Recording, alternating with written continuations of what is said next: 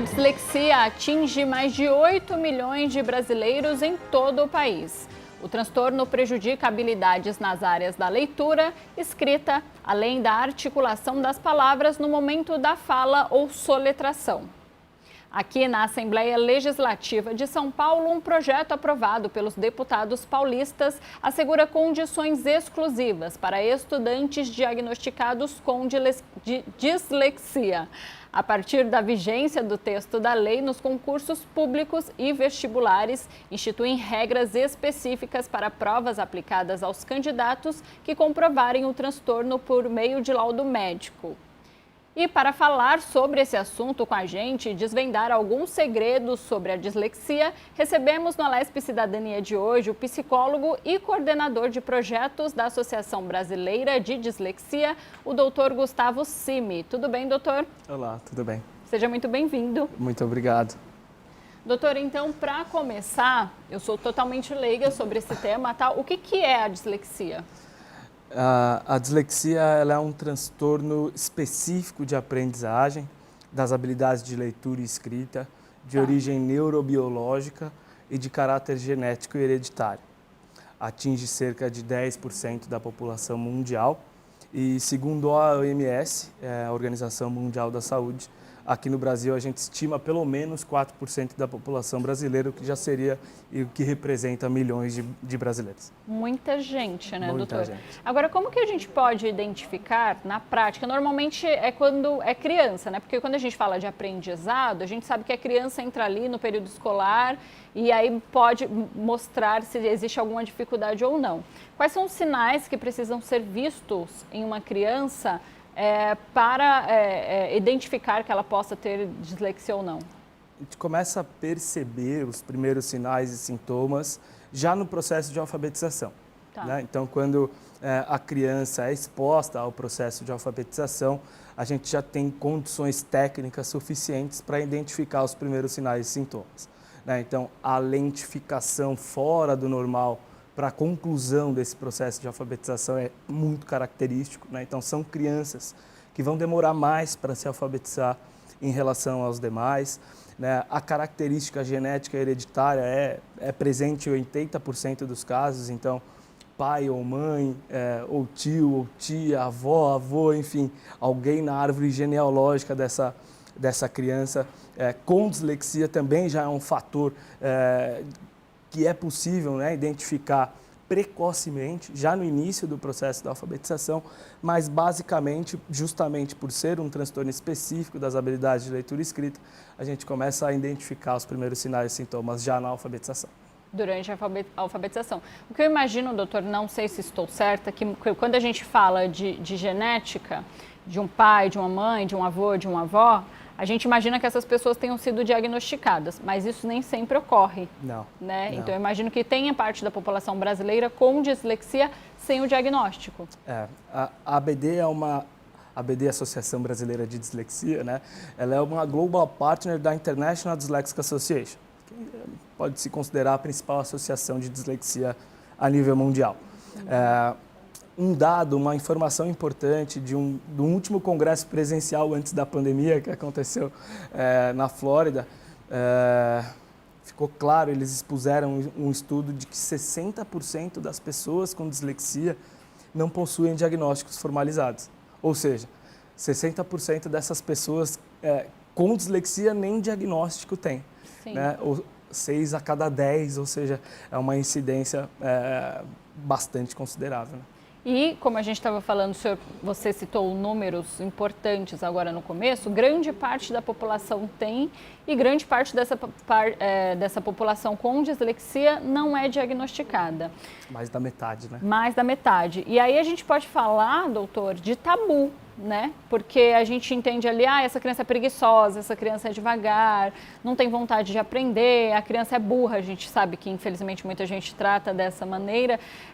O que pode mudar então, até do corpo de professores, por exemplo, que são os mais próximos, os pais, para que a gente tire esse mito que existe, esse tabu de falar sobre dislexia e de fato entender que é um transtorno e que pode ser tratado e deve ser tratado? Olha, nós da ABD costumamos dizer que que o nosso trabalho diário é o combate à desinformação.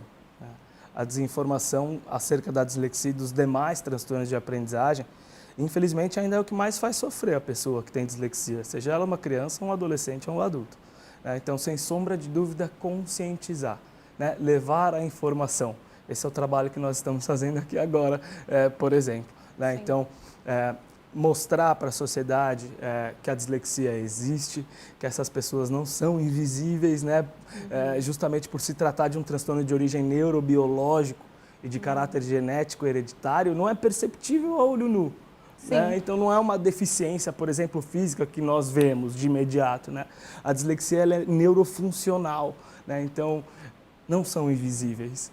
E ela existe, ela tem diagnóstico muito bem criterioso, tratamentos extremamente efetivos, as intervenções extremamente efetivas e, sem sombra de dúvida, é o combate à desinformação o principal trabalho que tem que ser feito. Quando a gente fala de diagnóstico, como que ele é feito, doutor Gustavo? Quem que a pessoa, os pais, eu imagino, a princípio devam procurar? Ou, por exemplo, se eu fui uma criança que não fui diagnosticada e hoje na vida adulta eu percebo que eu tenho alguma dificuldade, aonde que eu devo ir? Como que esse diagnóstico é feito? A BD sempre recomenda que o diagnóstico ele deve ser feito por meio de uma equipe multi-interdisciplinar. Então, neuropsicólogos, fonoaudiólogos, psicopedagogos, exames complementares fazem parte dessa avaliação. O diagnóstico é de exclusão. Então, por exemplo, um dos exames complementares para avaliação de dislexia ou de qualquer outro transtorno de aprendizagem é o processamento visual, a avaliação do processamento visual. É muito comum para nós que trabalhamos todos os dias com essas dificuldades, receber exame, por exemplo, a criança ou o adolescente tem miopia, E aí no exame de processamento visual, a gente consegue perceber que essas dificuldades de aprendizagem desse estudante se dão por conta de falta de óculos, por exemplo. Então coloca um óculos, senta mais próximo à professora, mais próximo à lousa, resolve o problema. Agora, se não tivesse feito a avaliação do processamento visual, não saberíamos dessa informação. Isso corrobora e mostra e evidencia a importância da avaliação multi-interdisciplinar. Então, médicos, neurologistas, neuropediatras, psiquiatras da infância e adolescência, enfim, faz parte dessa gama de profissionais que fazem esse diagnóstico que é de exclusão. Então, se tem, por exemplo, um nível de inteligência na média ou acima da média, que é um dos critérios diagnósticos para a dislexia, se está tudo bem do ponto de vista visual, auditivo, enfim, aí as dificuldades restantes dessa avaliação, quando são apenas leitura e escrita, a gente consegue chegar no diagnóstico de dislexia. É exclusão mesmo. Mas não existe nenhum exame clínico, então? Não. A avaliação ela tem que ser feita de modo multi-interdisciplinar. E assim, quem tem dislexia tem que ter dificuldade, então, na leitura e na escrita? Leitura e ou escrita. Em alguns casos, a dificuldade pega mais na leitura, outros casos a dificuldade pega mais na escrita, mas é basicamente um transtorno de aprendizagem específico das habilidades de leitura e escrita. Feito o diagnóstico com a criança, por exemplo, existem medicamentos, o tratamento é feito de maneira psicológica. A partir dali, o que acontece? Sem sombra de dúvida, a avaliação multidisciplinar, o diagnóstico, é o norteador de todas as ações. Então, por exemplo, quando na avaliação a gente identifica uma comorbidade como o TDAH, por exemplo, que é o transtorno do déficit de atenção e hiperatividade. O TDAH, o tratamento, e o diagnóstico e o tratamento do TDAH é médico. Então, para o TDAH especificamente, há medicação. Então, a medicação vai combater todos os sintomas do TDAH, que são dificuldade de atenção, memória, concentração e tudo mais. E as dificuldades de leitura e escrita próprias da dislexia são muitas vezes trabalhadas com intervenção fonoaudiológica e ou psicopedagógica. Então, a intervenção fonoaudiológica, por quê? A dislexia é, como a gente vem conversando, um transtorno específico das habilidades de leitura e escrita. Leitura e escrita é linguagem. Então, quem cuida de linguagem é fono. Então, a intervenção fonoaudiológica é muito efetiva para crianças em idade de alfabetização, adolescentes, enfim, que vão trabalhar e estimular a linguagem, né? E a terapia psicopedagógica é também, sem sombra de dúvida, um grande aliado desse momento de tratamento e intervenção. Muito bem. Doutora, a gente está aqui, né, na Assembleia Legislativa de São Paulo, que é uma casa de leis. E aí, no começo do programa, nós falamos de lei, eu quero citar ela novamente para o senhor, que é o projeto de lei número 104 de 2021, que institui o atendimento especializado nos concursos públicos e vestibulares realizados no estado de São Paulo para pessoas com dislexia. Doutor, que atendimento especializado deve ser esse na educação em geral? Aqui a gente está falando sobre faculdade, vestibular, mas eu imagino que o aprendizado também, ou não. Então, por exemplo, no vestibular, qual é esse atendimento especializado? O que seria interessante ali para uma pessoa com dislexia? E na escola, no ensino infantil, o professor deve também agir de modo diferente? O que é na prática? Tá. É muito importante, né? E a gente fica realmente muito feliz de poder ver a Assembleia Legislativa do Estado de São Paulo avançando nos projetos que se referem às dificuldades e transtornos de aprendizagem, mais especificamente a dislexia. Agora, em provas oficiais, né? Então vestibular, concurso público, assim como o Enem, por exemplo, um tempo maior para a realização das provas, né? A gente sempre sugere 30% do tempo a mais para fazer uma prova, um ambiente adequado, sem distratores, né? Uma sala separada, por exemplo, para fazer essa atividade, para fazer essa avaliação. Vai ser benéfico, sem sombra de dúvidas. O ledor, né? Um ledor que é diferente do leitor, né? O ledor é aquele que lê e não interpreta. O leitor é aquele que lê e interpreta. Então, o ledor pode ser um bom atendimento educacional especializado a ser ofertado. Explica pra gente, não entendi a diferença. Ledor. O ledor é aquele que vai ler o conteúdo, mas não vai interpretar o que está escrito ali. Entendi. O leitor, ele vai ler e vai entender e compreender o que está escrito ali. Então, por exemplo, alguém para ler o que está na prova. Isso, apenas ler, né, o que está na prova. E a interpretação, a compreensão das informações, a pessoa, o candidato com dislexia, tem plenas condições de fazê-lo. Pensando nisso, doutor Gustavo, eu imagino a dificuldade para um adulto que não seja diagnosticado. E eu acredito que as oportunidades muitas oportunidades sejam perdidas, né? Porque, por exemplo, se a gente precisa de um atendimento especializado e ok que esse atendimento exista, muito bom que ele exista até para ali colocar em nível de igualdade todos os candidatos de uma prova que seja. Imagina para quem não tem esse diagnóstico. Eu não sei se vocês têm algum caso, se você tem algum caso que você possa citar de alguém que demorou para ter o diagnóstico, que sofreu com isso. Imagino que você trabalha mais de perto, né? Sim. Nós percebemos lá na Associação Brasileira de Dislexia que o número de adultos atendidos para diagnóstico aumentou consideravelmente. Sim. Desde a pandemia até agora, né? Então a gente entende que a pandemia foi um momento que esses adultos com dislexia ficaram mais em casa, então tiveram mais acesso à informação, né, e começaram a buscar o real motivo das dificuldades que sempre o acompanharam, né? Agora, uma característica das pessoas com dislexia é o nível de inteligência, né? Então eles sempre têm uma inteligência na média ou até mais comum acima da média, né? Então eles são inteligentes. Então, eles possuem recursos cognitivos suficientes para superar as dificuldades que desde a alfabetização eles encontram, né? Então, estratégias, recursos para lidar com essas dificuldades de leitura e escrita são intrínsecas dessas pessoas quando adultos, sem diagnóstico e sem o devido acompanhamento. Agora, as consequências, sem sombra de dúvida, de uma vida inteira de frustração e dificuldade, são quadros até, por exemplo, depressão, né, ansiedade. Hoje é muito comum a gente ver os adultos com os aspectos emocionais assim, absolutamente prejudicados, né, devido a uma vida inteira de muita dificuldade e frustração, né? E é interessante isso que você falou, porque, por exemplo, hoje em dia é mais fácil... se fala mais de transtornos como ansiedade, por exemplo, como o TDAH, a dislexia, é mais aberto falar isso. Não existe existe ainda, mas eu acho que o preconceito hoje é menor do que se a gente comparar 20, 30 anos atrás. Sem dúvida. Muitas pessoas, então, estão conseguindo diagnosticar, depois de, como você mesmo falou, uma vida toda ali, tentando se virar e conseguir encontrar outros caminhos para se virar, na verdade, estão conseguindo diagnosticar. Quando a gente fala, por exemplo, de TDAH, a gente sabe que a depressão, a ansiedade é comum para essas pessoas por questões realmente neurológicas e biológicas. Na dislexia, existe isso também? Exatamente igual.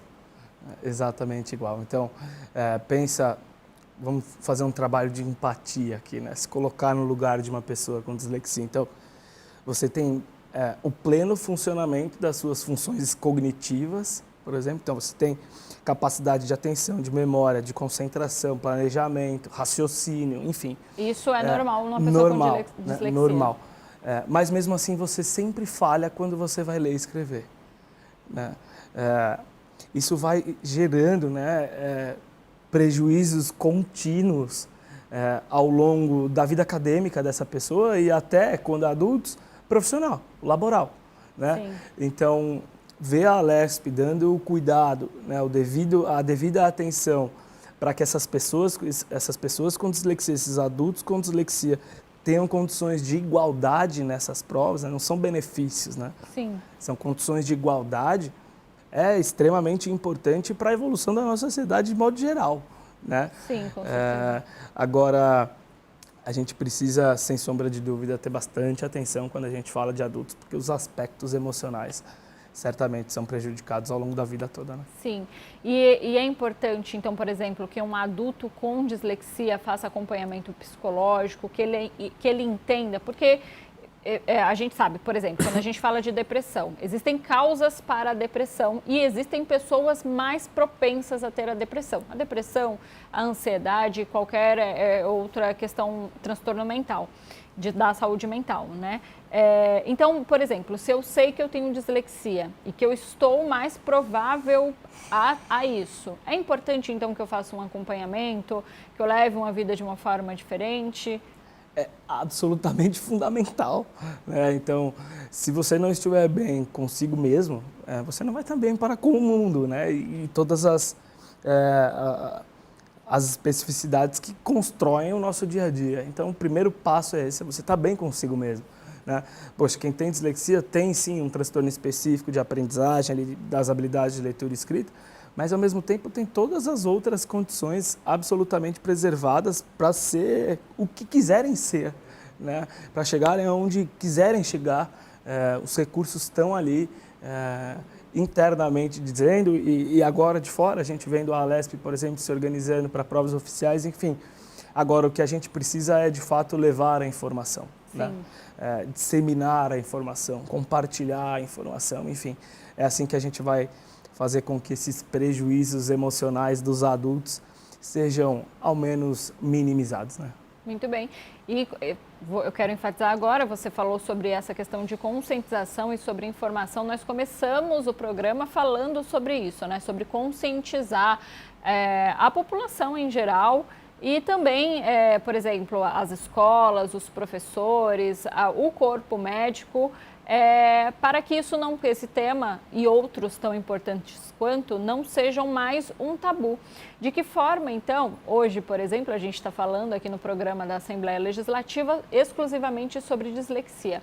Quais são as outras formas, doutor, que a gente pode, na nossa sociedade, ali no nosso convívio, família, amigos, quebrar esse tabu, falar sobre esse tema de maneira aberta, identificar uma criança para que ela tenha o tratamento adequado? Como que a gente pode, então, quebrar isso e, de fato, disseminar essas informações? Olha, sem sombra de dúvidas, né, a gente tem um profissional que tem um papel-chave dentro desse processo, que é o professor, né? O professor é o profissional que vai estar com a criança, por exemplo, em alfabetização, muitas vezes mais tempo do que a própria mãe ou os pais em casa, né? Então, o ponto-chave da conscientização, sem sombra de dúvida, são os profissionais da educação, né? Sim. Então, capacitar os professores, né? Capacitar os gestores da educação, enfim. É assim que a gente vai conseguir dar a informação a quem tem no seu dia a dia educar, sensibilizar, conscientizar. Então, no professor, são nos profissionais de educação a chave para essa mudança, sem sombra de dúvida. Muito bem. E lá na ABD a gente tem projetos, né? Você é coordenador de projetos da ABD. Fala um pouquinho sobre esses projetos para a gente. Bom, a ABD agora em maio vai completar 40 anos. Então é uma associação, uma ONG, né? Uma organização não governamental sem fins lucrativos, absolutamente autossustentável. Então, nós não recebemos subsídios nenhum de nenhuma instituição pública ou privada. Todas as ações da ABD são destinadas ao próprio sustento da associação, né? Então, nós temos cursos de formação de profissionais, capacitação de professores, nós promovemos congressos periodicamente, workshop, os eventos, né? Workshop, webinars, lives, enfim. Além de materiais de apoio, né, que estão disponíveis lá no nosso site gratuitamente, e materiais físicos também, né, livros didáticos, por exemplo, enfim. Ah, que legal. A associação tem aí quase 40 anos de história, pioneira no Brasil, sem sombra de dúvida, acerca do tema. E o dia a dia do nosso trabalho é justamente esse, sensibilizar, conscientizar e levar a informação. Muito bem. Agora, o que me chamou a atenção, você falou sobre material didático. Existe alguma diferença no material didático para uma pessoa com dislexia e para quem não tem? Olha, do ponto de vista acadêmico, científico, né, já está mais do que provado e comprovado que a alfabetização pelo método fônico é o mais efetivo, não só para quem tem dislexia, mas para qualquer estudante. Né, para quem tem dislexia também. Tá. Né? Então, a alfabetização fônica, multissensorial e articulatória é um material nosso. Né? A gente tem uma cartilha de alfabetização, né? Ela é fônica, multissensorial e articulatória. Está disponível lá no site da ABD, é um material que tem 3 exemplares, né? Então, como o próprio nome diz, diversas atividades de apoio, né, à alfabetização. Então, tem lá o alfabeto, por exemplo, em relevo, para que a criança possa sentir o formato das letras. Né? A gente explica como que deve ser o som dessa letra, né? Uhum. A associação grafema-fonema, que é a palavra com o som da palavra. Né? Então, esse é um material da ABD que já está na sua 2ª edição, enfim, super importante para todo mundo. Né? Sim, e chamou a atenção também, falando sobre essa questão de material, então, por exemplo, as crianças com dislexia, elas permanecem ali em turmas comuns, né? No Sim. ensino público ou no ensino privado, elas permanecem em aulas comuns. O método de ensino deve ser diferente, é interessante que essas crianças sejam separadas, não... as escolas podem utilizar o material de vocês também para o ensino? Como funciona? O que é o ideal no ensino? Excluir jamais, né? Então, Sim. A gente tem que sempre trabalhar pensando do ponto de vista da inclusão, né? Então, se você tem um material, dando luz aqui na alfabetização, tá? Se você tem um material que é benéfico para alfabetizar uma criança que tem um transtorno específico das habilidades de leitura e escrita, ao utilizar esse material da alfabetização fônica, multissensorial, articulatória e tudo mais, você não vai estar só proporcionando um material de qualidade e uma alfabetização de qualidade para quem tem dislexia, mas para a turma inteira. Né? Se Sim. quem tem uma dificuldade de ler e escrever vai se alfabetizar com esse material, todo mundo vai se alfabetizar com esse material. Né? Então, o ideal, sim, é que a alfabetização esteja pautada, né, no que há de mais novo do ponto de vista científico e acadêmico. É assim que foi delineada a nova PNA, que é a nova Política Nacional de Alfabetização. Muito bem. Né? Esse é também, inclusive, um dos projetos da associação. Muito bem. Você falou de não excluir, e isso é muito importante, né? Sempre incluir, e como você citou agora, esses métodos, se eles ensinam quem tem dislexia, eles ensinam também... A todos. A todos, né?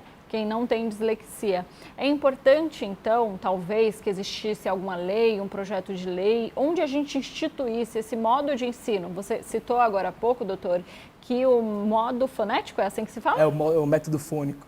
Método fônico é o, de fato, que tem mais eficácia na alfabetização. Seria interessante, então, talvez, colocar isso, de fato, na prática nas escolas infantis, que são as escolas que estão ali nesse período de alfabetização? Sem dúvida, a gente já tem diversas escolas trabalhando dessa forma, né? Tanto da educação pública quanto particular, né? A gente tem o Brasil é um país de dimensão continental.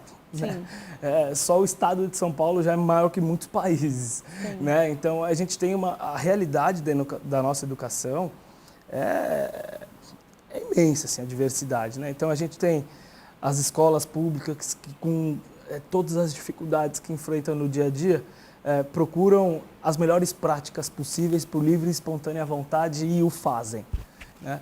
E a gente tem escolas que não procuram se atualizar, isso é uma realidade, né? E a gente tem que se deparar e encarar essa realidade, munir essas instituições de ensino de informações, capacitar os profissionais para que a gente tenha, de fato, implementado o que é melhor para todo mundo. Da melhor maneira, né?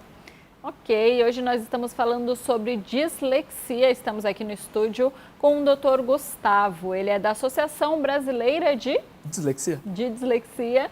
Doutor, a gente está falando muito sobre ensino, sobre crianças, e a gente sabe que o diagnóstico é muito mais fácil quando ele é feito durante a infância, né? Falamos aqui também durante o programa que, infelizmente, ele nem sempre ocorre nesse período, muitas vezes ocorre já na vida adulta da pessoa, né? Mas para as crianças, então, identificado, o que a gente pode ensinar para outra criança sobre como tratar, não ter o preconceito, porque é aquela velha história que de fato é verdade, né? As crianças são o futuro da nossa nação. Então, um adulto, a gente reeduca. As crianças, nós educamos. Qual é o melhor modo de falar para uma criança que ela tem dislexia? Olha, você tem um transtorno, o seu aprendizado ele funciona dessa maneira. E para a criança que também não tem mais convive? A inclusão, né? A inclusão, sem sombra de dúvidas, é o melhor caminho para que a gente possa sensibilizar a nossa sociedade desde a alfabetização dessas crianças, então com 5, 6, 7 anos de idade, convivendo com os diferentes, né? Com quem tem um funcionamento cerebral diferente, no caso dessas pessoas com dislexia, mostrando, levando a informação para esses profissionais da educação, para esses gestores da educação. Esse é, sem sombra de dúvidas, a inclusão, né? A melhor das alternativas para que a gente tenha cada vez mais uma sociedade mais justa, igualitária. Mas é explicado para uma criança, por exemplo, olha, você tem dislexia, a dislexia ela funciona assim, por isso você tem essa dificuldade. Tem que ser, né? Tem que ser, né? Então essa criança, ela é inteligente, vamos lembrar que quem tem dislexia tem, né, um nível de inteligência sempre na média ou acima da média, é muito comum, né? Então, falar com essa criança, conversar, explicar com essa criança, ela vai entender. Ela sabe que tem alguma coisa diferente com ela, desde a alfabetização, né? Então, a lentificação no processo de alfabetização é muito característico. Então, é uma criança que vai ficar para trás na alfabetização. Ela vai perceber os demais evoluindo, né, nas atividades de leitura e escrita, e ela não, mesmo sendo absolutamente inteligente e ciente disso, né? Então, conversar, explicar, mostrar para essa criança que ela é diferente, né? O cérebro dela funciona de uma maneira diferente para ler, escrever e aprender, sem sombra de dúvidas, é o melhor caminho. Sim. Agora, você falou, doutor, muito sobre essa questão da inteligência da criança e da pessoa com dislexia, que muitas vezes é acima da média. Existe uma explicação para isso? A gente tem números? Por que isso é dito? É uma característica do quadro, né? Isso a gente percebe a nível mundial, né? Não é só aqui no Brasil, né? Então, são inclusive definidos por critérios, né? Então, os principais manuais de saúde, né, de diagnósticos em saúde, colocam como critério para o diagnóstico de dislexia o nível de inteligência na média ou acima da média. né? Ou seja, quem tem uma deficiência intelectual, nível de inteligência abaixo da média, a hipótese diagnóstica de dislexia está automaticamente descartada. Já está descartada. Né? Então, quem tem dislexia, esse é inclusive um dos critérios, né? Quem tem dislexia tem o nível da inteligência na média ou acima da média. Isso em crianças, adolescentes e adultos. Muito bem. E a dificuldade, então, é só realmente na leitura e na escrita? Eu não sei se é mito, se é verdade, antes eu ouvia falar muito que tem uma questão de cor, não consegue identificar cores da mesma maneira. Isso é verdade ou é um mito? Não tem uma pessoa com dislexia igual a outra, né? Assim como não existe nenhuma pessoa igual a outra, né? Dentro da dislexia é assim que também funciona. Então, pode sim que aconteçam, e certamente tem, né? Existem pessoas com dificuldade, por exemplo, com lateralidade, né? Direita, esquerda, cores, pode ser um característica de pessoas com dislexia confundir as cores, né?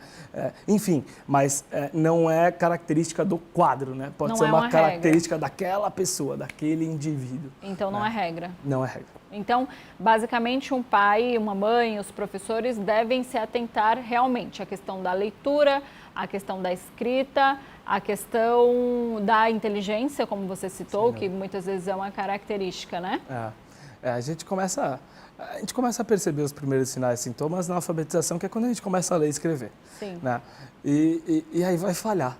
Né? Então, vai trocar, por exemplo, o M e o N, o T e o P, né? Vai trocar o som do S pelo Z, em tarefas de leitura ou escrita.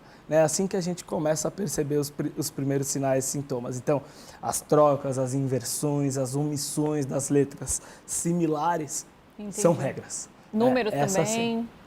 Números, pode ser que sim, mas para números especificamente a gente tem um outro transtorno de aprendizagem que é a descalculia.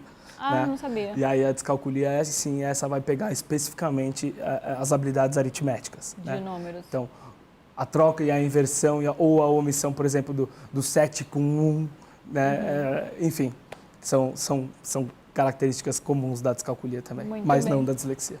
Tá, ok. Falando agora, doutor Gustavo, sobre a Associação Brasileira. A gente tem números de pessoas atendidas, vou pedir só para você reforçar esse número de pessoas atendidas, os serviços que vocês oferecem, como que a população pode chegar até vocês, site, endereço. Ótimo. A BD completa em maio 40 anos de existência, né? Então, são milhares de brasileiros atendidos desde a sua fundação. E pessoas que moram no Brasil e também fora do Brasil. Né? Vale lembrar que o diagnóstico de dislexia ele tem que ser feito sempre na língua mãe. Né? Então, por mais que brasileiros morem, por exemplo, nos Estados Unidos ou em qualquer outro país do mundo, a avaliação é feita na língua mãe. Então, volta para cá para fazer essa avaliação e levar o seu diagnóstico. Né? A BD oferta, então, os cursos, né? Para profissionais da saúde e da educação, para estudantes de saúde e da educação. A gente vai ter, ao longo desse ano, né, e da nossa história toda, workshops para pais, por exemplo. A gente tem... Está presente em todos os veículos de comunicação social, então o site da BD, que é o dislexia.org.br, tem... Facebook, Instagram, canal no YouTube, enfim. Dá para acompanhar bastante. A gente está presente em todos os veículos de comunicação social, mas obviamente eu convido a conhecer o nosso site, mais uma vez, dislexia.org.br. Lá você tem acesso a todas as informações do nosso trabalho, acesso a materiais de apoio gratuitos, enfim, certamente vai ser uma alegria recebê-los por lá. Muito bem. E o trabalho é só online? A gente tem um endereço fixo? Tem um endereço físico, nossa sede fica na Avenida Ipiranga, número 104, no Conjunto 31, aqui em São Paulo, capital. Muito bem. Para quem mora em outros estados, então, esse material, a pessoa pode vir, pode ir até lá também? Pode. Sede aberta, de segunda a sexta, dentro do horário comercial. Mas, enfim, a gente está... a pandemia mostrou muito isso. Sim, né? Quando certeza. A gente está online, a gente consegue atender o Brasil inteiro. Não é todo mundo, infelizmente, que tem a possibilidade de vir para São Paulo para conhecer a nossa sede, mas estando presente nos principais canais de comunicação, todos podem acessar. Já chega todo conhecer, mundo, né? Exatamente. Muito bem. Doutor Gustavo, então, a gente infelizmente está chegando aos nossos momentos finais. Quer fazer alguma consideração? Eu só posso agradecer a oportunidade e o espaço concedido para que a gente leve a informação sobre dislexia para os 4 cantos do nosso país, do nosso estado. Então, mais uma vez, agradeço a oportunidade. Foi um prazer estar aqui. Nós que agradecemos todos os esclarecimentos e vamos ficando por aqui, então. Hoje nós falamos no Alesp Cidadania sobre dislexia. Nos encontramos em breve. Até mais.